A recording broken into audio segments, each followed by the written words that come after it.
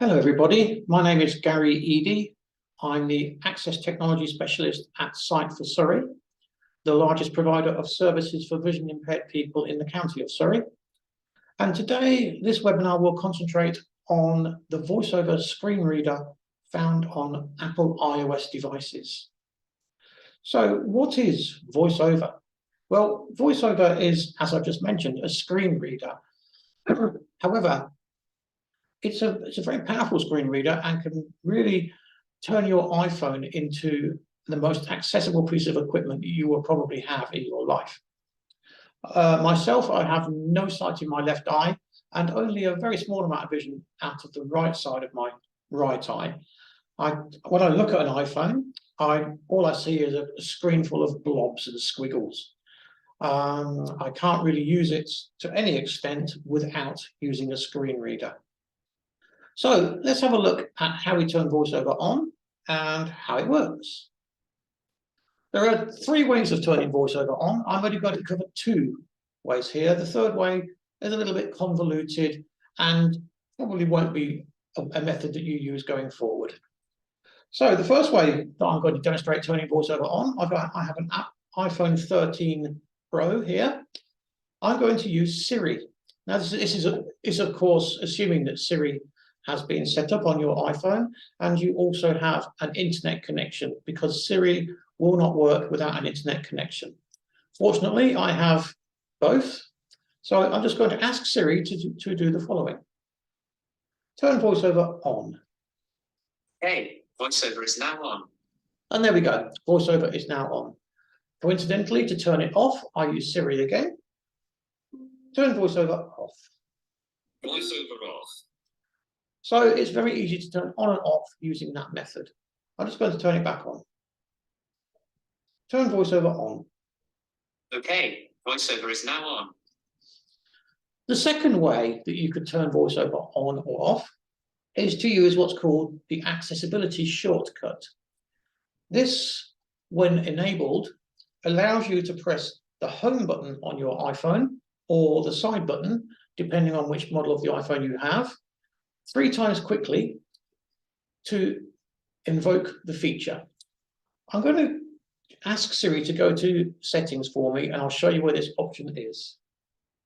Open settings. On it.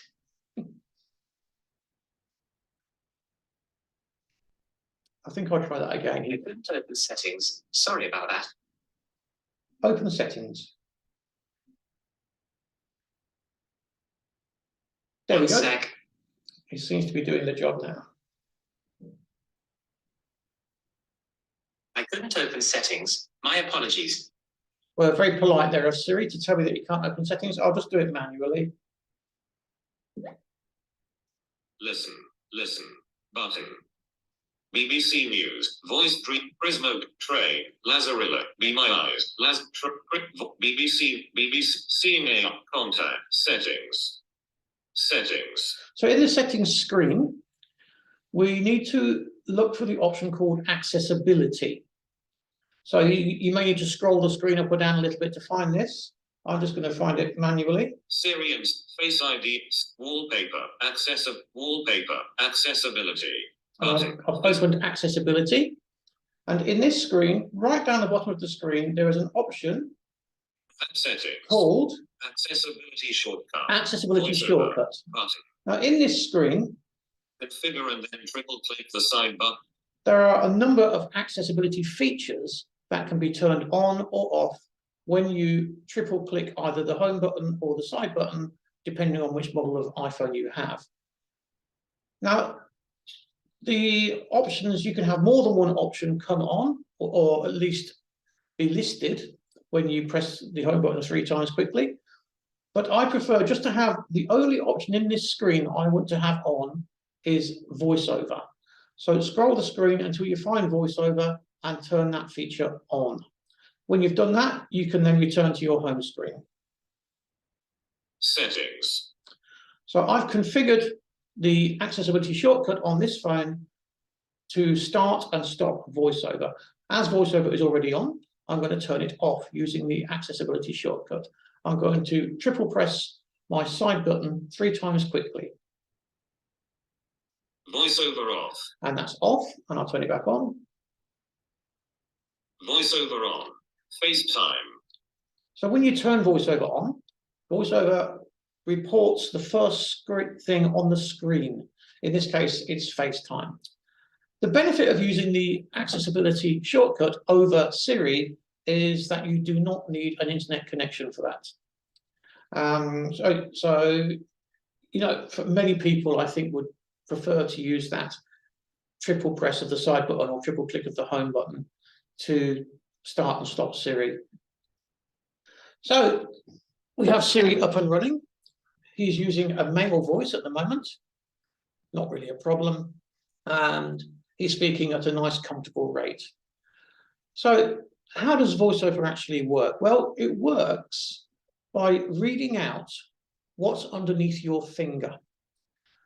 That's in simple terms. There are other things that it can do, but in simple terms, whatever's underneath my finger, it will read out to me. So I'm going to touch the screen towards the top. FaceTime. And I'm just going to slide my finger across the screen. Block. News. Maps. App Store. CMA. BBC. So wherever I move my finger, CMA. App Store. Podcasts. it reads out what's underneath it. Okay. Now, that's okay, sliding your finger around the screen, but it can be problematic in as much as you might just miss something. You might just slide your finger just past the item you're looking for without touching it, and therefore you haven't found it. There is a much more secure way of moving from one item to the next with VoiceOver. I'm going to start at the top again with FaceTime. FaceTime. Now, imagine that a fly has landed on my screen and I want to get it off. I want to flick it off or swipe it off. So I'm going to do that motion on the screen. I'm going to sort of like bring my finger down onto the screen and then off the screen, but in like a pendulum-like fashion. I don't have to stab the screen. It's just a gentle sweep. And I'm going to go make that gesture from left to right. Calendar. As I Wednesday, do, the 22nd of February. as I do that, the next item on the screen is selected and VoiceOver reads it out. Now, just as a piece of information here, there is a border surrounding the currently spoken item, and that's called the VoiceOver cursor. And that visually just lets you know what part of the screen has been read out to you. I'm going to go to the right again, swipe that fly off again. Photos. And so on. Camera. Notes. Reminders. Clock. 13:59. Reminders. Notes. I can go backwards by swiping the fly off the other way. Calendar. FaceTime. And when I get back to the top, FaceTime. I can't go any further in that direction. So that's an indication if VoiceOver starts repeating the icon, then I can't go any further in that direction.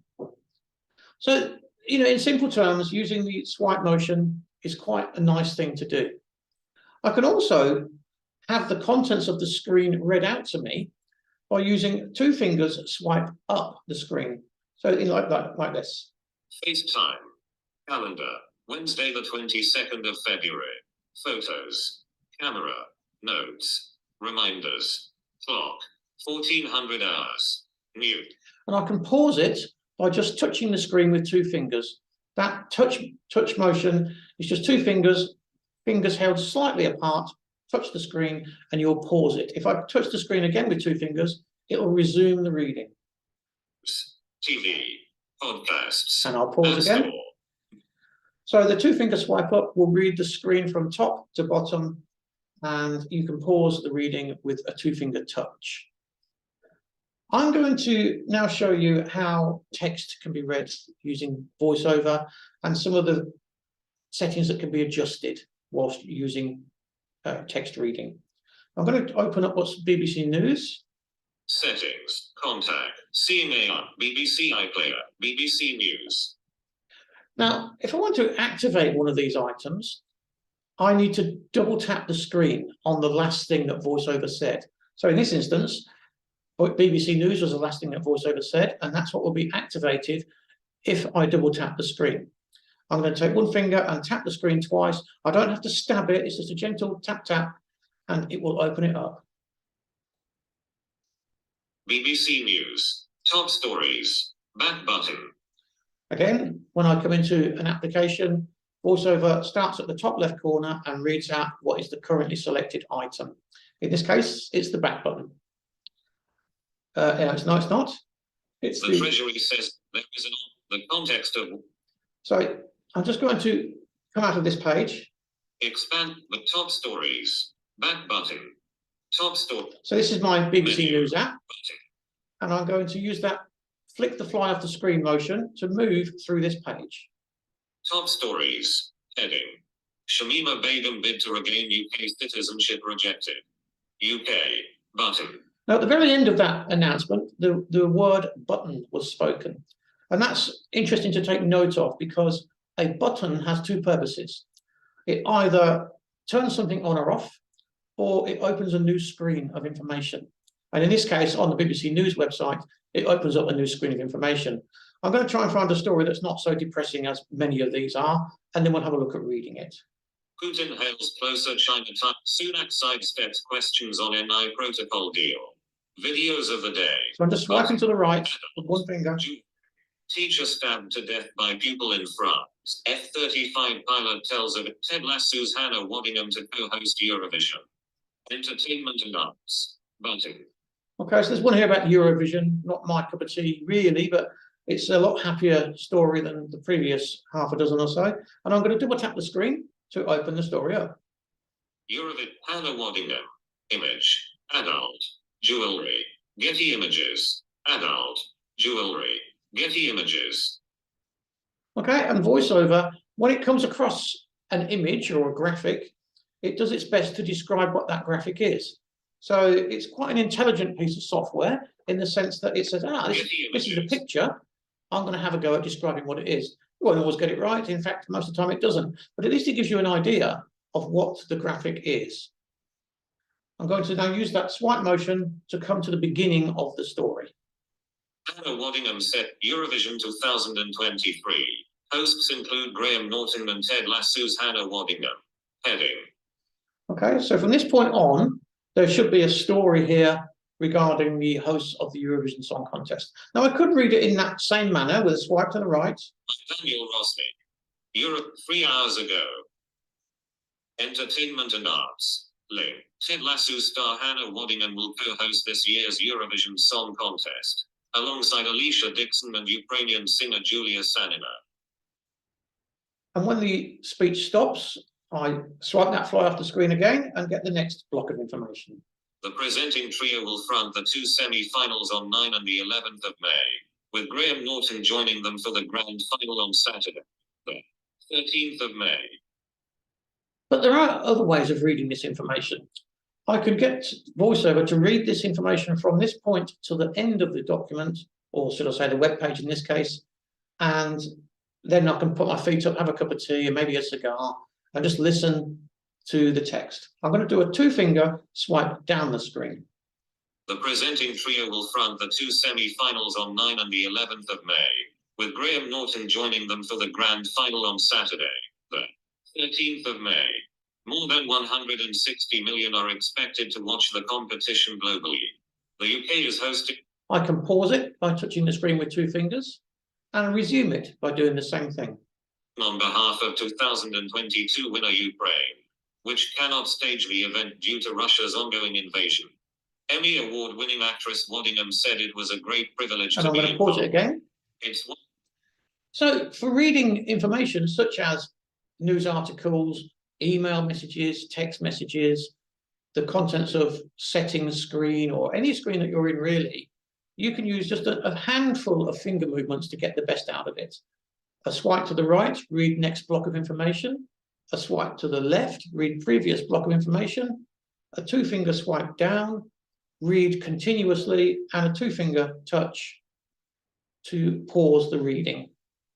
And when you first start using an iPhone or an iPad or any other iOS device and you sort of like step into the world of VoiceOver, they're the gestures really that you should be concentrating on using and try to get your head around what's happening when it's reading. So has it finished reading? Can I go on to the next piece of information yet, etc. You will soon become familiar with how VoiceOver works at that level. You can go to many different levels of using VoiceOver. This is an introduction, so we're just going to concentrate on a few more gestures, and that's about it. Now, there is one gesture I'm going to make here to change the settings. This is called the rotor setting, and this is a bit more advanced, but I'm not going to concentrate too much on explaining this. I'm just going to use it to change some of the settings so you can see and hear the different ways that VoiceOver can speak. I'm going to change the language to a different language. Now, this isn't Italian, Spanish, German, French, etc. This is really, it's a dialect. It's English, American, English, Australian, English, Irish, any dialect of English, really. So I'm going to make this twist motion on the screen until I come to language. Language, and just default. And now I'm going to use a one-finger swipe down to change the setting. English, US. So that's English, US, and I'm now going to read the next piece of information. But this year, perhaps more than ever, it is such a great honor to be standing shoulder to shoulder with Ukraine, a country which has carried itself with such strength and unity. Okay, so for people that have got hearing difficulties, they may need to try out a few different voices and a few different pitches and tones before they find one that works really well for them. So that one I don't particularly like. Let's try another one. English, Ireland. Now this one, I love it. It's brilliant. It's an Irish woman. They've called her Moira, and she's lovely for reading. Julia Sanina, Graham Norton, Hannah Woodingham and Alicia Dixon. Image, adult, banner, Eurovision, Song Contest United Kingdom, BB by Music United. So that's a picture. I'm going to carry on. Britain's Got Talent judge and singer Alicia Dixon said, "There is just something about the buzz and anticipation of a live show that can't be rivaled. Eurovision delivers that excitement, creativity and talent, but on a vast, global scale." So she's a tad quicker than the other voices, and each voice you use, you can have its own speed. So I've changed the speed for various voices from a demonstration perspective. I'm going to choose a different voice. English, Australia. This is an Australian girl. Let's see how she reads. She joins Woodingham, an accomplished West End and Broadway actress, and Julia Sanina, frontwoman of Ukrainian alternative band The Hard Kiss, who will appear on tonight's The One show. So there's just three voices there, plus my original voice, which is this one. English, UK, default. So I've got four voices there. There are dozens of voices that you can choose to switch between with VoiceOver. And you can, in fact, have different voices for different apps. So if you have a particular app like Kindle, for example, you may choose to have the Irish lady reading your books, and you may choose to have the English person, the British English voice reading your emails, etc. You can customize VoiceOver in many ways. The speed of VoiceOver, it can go very, very quick and very, very slow. Let's just have a look at how fast it can go. Sounds, punctuation, speaking rate, 56, 7, 80%. Now this is going to be really fast, and believe it or not, there are one or two people that I know of that have it on this speed. So excited to show you punchment creativity.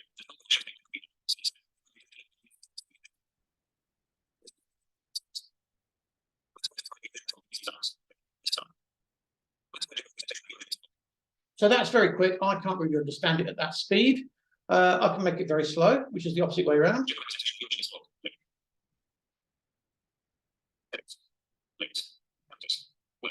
Speaking rate, 80, punctuation, speaking rate, 75%, 40, 30%. This is something a bit more pedestrian. Black Square, when is it? How to get tickets and everything you need to know about Eurovision. Link. So really, that's too slow. So that's 30%. The previous one was 80%. Somewhere in the middle at 50% is about perfect. 40%, 45, 50%. So let's read a bit of text with 50%. Long-standing Eurovision commentator Graham Norton will join the three hosts for the grand final, describing it as the greatest show on earth. Now, just out of interest, when I'm swiped to the right to go to the next paragraph, or the next block of text, or the next item, a lot of people call them different things. They're all pretty much the same. I don't have to swipe anywhere near the text that's there. I can swipe anywhere on the screen. I tend to use the middle of the screen because you've got more room. So I'm going to swipe in the middle of the screen again. Every year that I'm involved, it's a huge honor, he said. This year is even more special, and I personally feel a big responsibility to make our Ukrainian colleagues proud. So just in terms of reading text, VoiceOver is the perfect tool really for someone that's got, really bad eyesight or no sight at all. It's a perfect tool for that. And to be honest, it's about the only solution really that's going to be viable for somebody with no vision. You can connect Braille devices to iPhones, but there's not that many people that use Braille devices. They're quite expensive. A lot of people use Braille, but not so many use what are called Braille displays. So this is for the majority of people who are visually impaired, particularly bad vision, like myself. Then this is the only way I can really access it. It will take quite a lot of learning, and there'll be a lot of frustration. You need a lot of patience and dedication. But, if you spent, say, half an hour in the morning, half an hour in the afternoon, half an hour in the evening, practicing using VoiceOver, and then building that up to an hour the next week, and then maybe 2 hours a week after that, a day, you'll soon pick up the basics of VoiceOver. I'm going to close this application down. BBC News.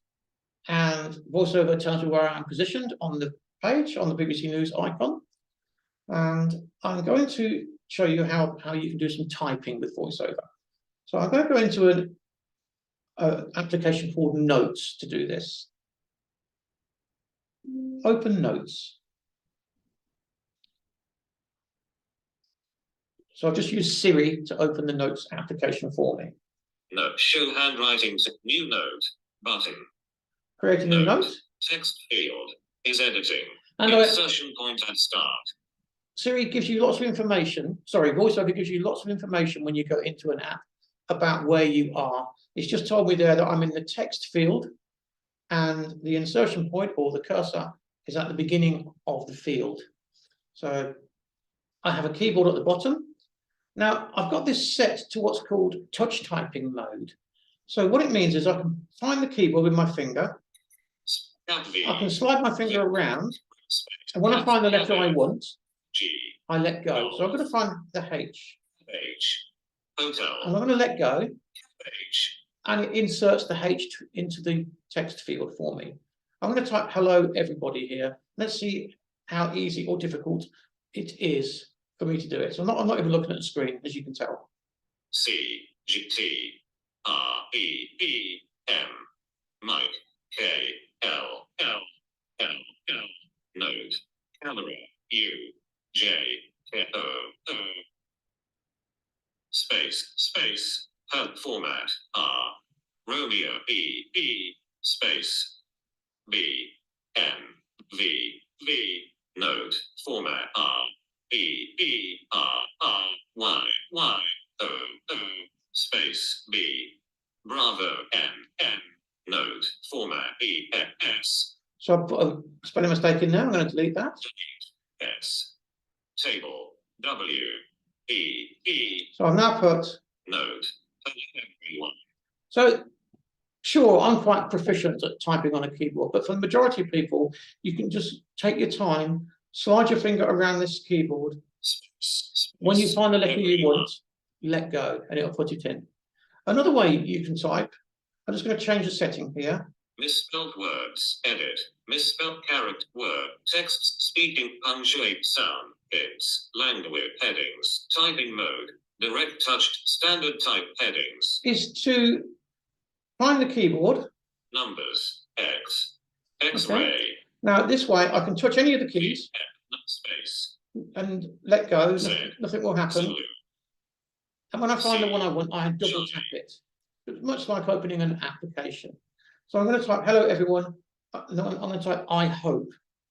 R Y U I India I space C V G H Double tap. H U U I L K O Oscar P Double tap. R P format check R E Double tap. F E And I'll read it out now. note HPE So I spelt that wrong accidentally. So what I'm going to do is I'm going to delete my two back characters and put in the correct letters.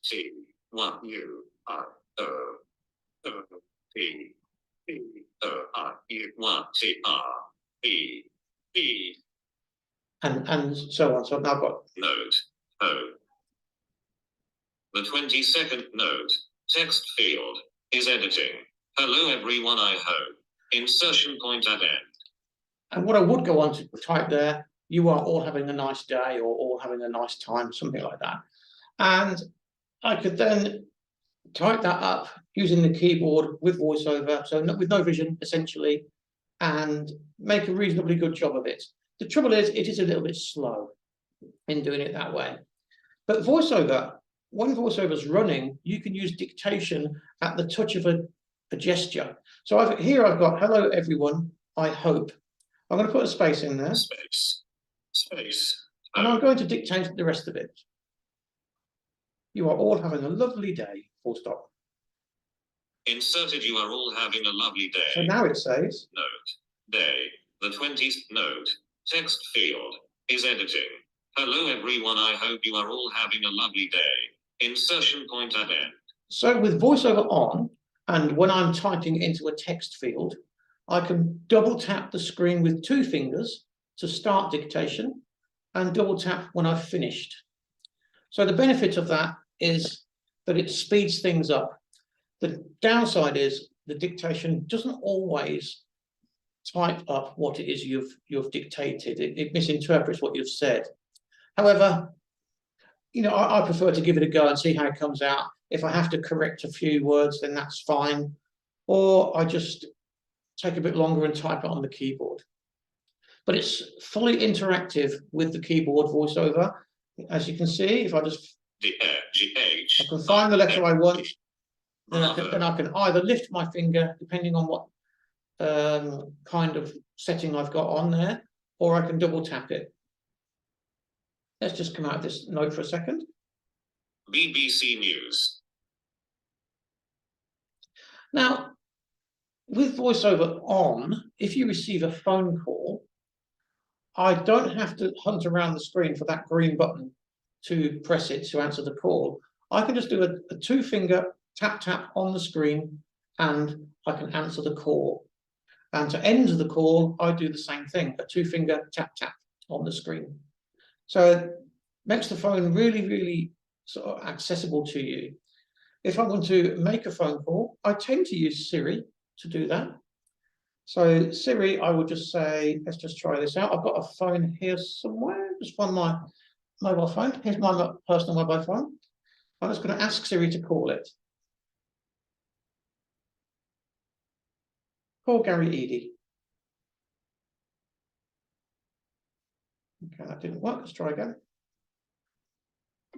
Call Gary Eady. Calling Gary Eady, mobile. Should pick this up. So there's my phone ringing. I can answer the call or end. I'm going to end the call. Two-finger double tap, and the call has been ended. Okay. So I've missed the call. I can use Siri to check my voicemail if I wanted to. So I'll do it on my phone here. Let's just try this one. Just need to unlock it.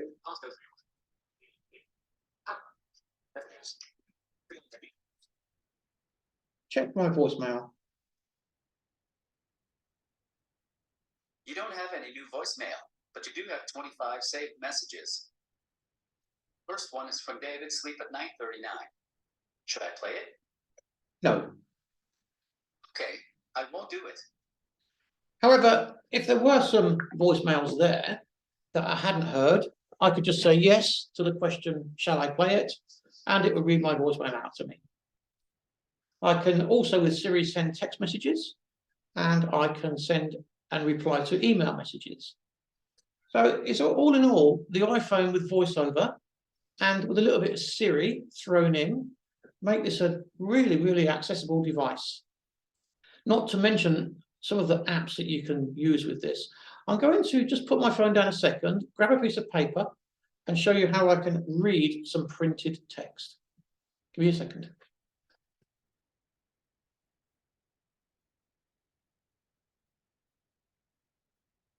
Okay, I'm back.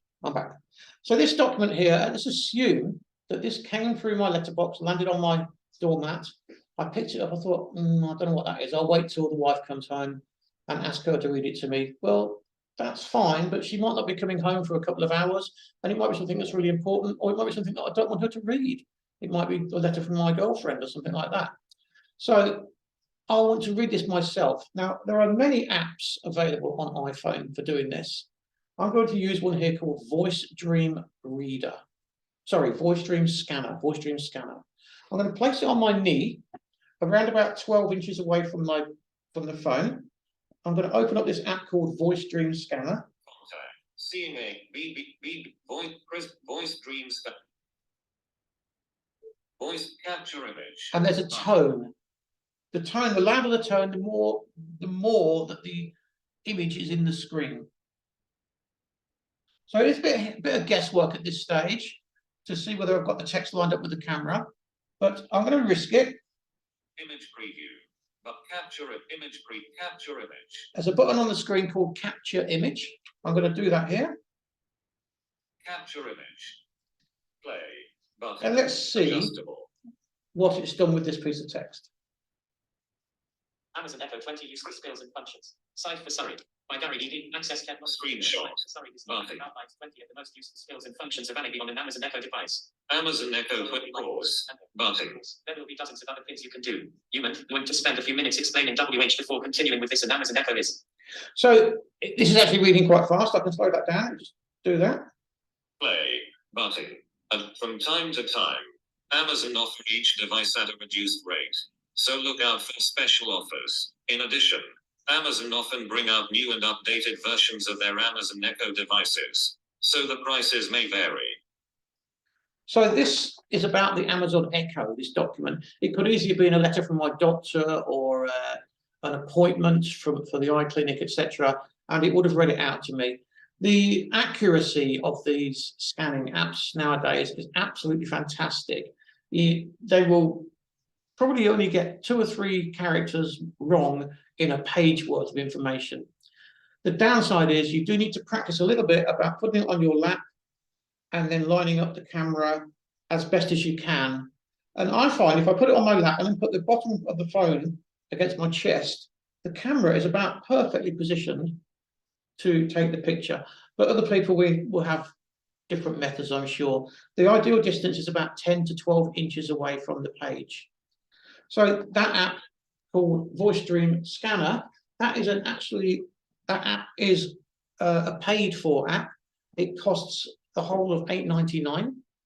There are other apps that are free that do a very similar thing.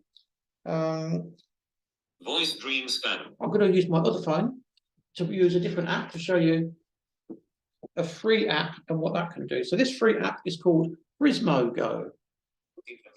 And that's spelled Prizmo space Go. So in the App Store, you just search for Prizmo-Go, do the search, and it'll pop up on the screen. So I have got Prizmo-Go on here. Videos, music, seeing AI, eyes, Prizmo-Go. So this app is free, and this is one of the very first scanning apps that I used, and it was wonderful back in about 2015. But it's even better now, and it's still free. So again, I'm going to do a very similar thing as what I did with that one, the previous one. I'm going to find the text as best as I can. Take picture. Let's give it a go. Take picture. Heading. Previous paragraph. Writing text. Amazon links. Useful skills and functions. By Gary Eady, Access Technology Trainer. This document outlines 20 of the most useful skills and functions available with Alexa on an Amazon Echo device. Please note, these are only my thoughts, and of course, there will be dozens other things you can do. Before continuing with this document, I'll just stop it there. So again, that's done a marvelous job of capturing the text from that page and reading it out to me. So Prizmo-Go is free. It has some limitations in the sense that you can't email the resulting scan, or you can't copy and paste it anywhere. You can just read it and then close it. Whereas with the other one, the $8.99 one, I can save it as a PDF file, I can email it, I can share it with other people, etc. So I would probably go for the $8.99 Voice Dream Scanner app, just for its sort of flexibility. But both of these apps, you do not need an internet connection. They work what's called on device. Okay. Okay, I think for now, that's the end of my little introduction to using VoiceOver on an iPhone. We have quite a few resources on our website. That's siteforsurrey.org.uk. There's a link on our homepage called Get Help on the resulting page. There's another link called Technology and Equipment. And on the page that pops up then, there is a link called ICT Handouts and Tutorials. And that page contains lots and lots of information about all sorts of hardware and software to do with helping people with vision impairments. There is a section called Apple iPhone with VoiceOver, and why not have a little look in there, see what you can find. There's one document I would suggest that you had a look at. It's called A Basic Introduction to the VoiceOver Screen Reader on Apple iOS devices. And that will take you through how to start VoiceOver, basic navigation, reading, adjusting one or two of the main settings, and just enough information to get you going, to wet your lips a little bit. If you find that you would like to find more out about VoiceOver, then you can always contact me using the Site for Surrey help desk number, which is 01372 377 701, or you can contact me at geady@siteforsurrey.org.uk. Okay, everybody, thank you.